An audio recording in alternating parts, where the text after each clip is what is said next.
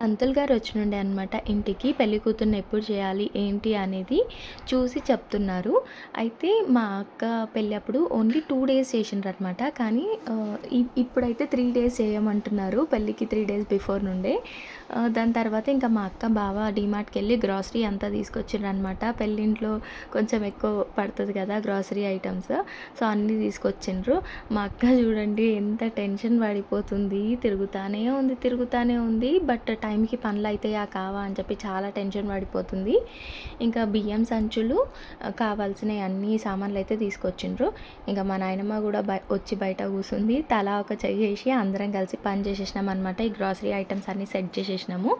And వచ్చేటప్పుడు జామకాయలు తీసుకొచ్చినుండే. మా మోని పాప జామకాయ తినడం ఇదే ఫస్ట్ టైం అనమాట. ఎక్కువగా బనానానే తింటది. జామకాయ టేస్ట్ నచ్చినట్టుంది. మంచిగా కొరుక్కొని తింటుంది.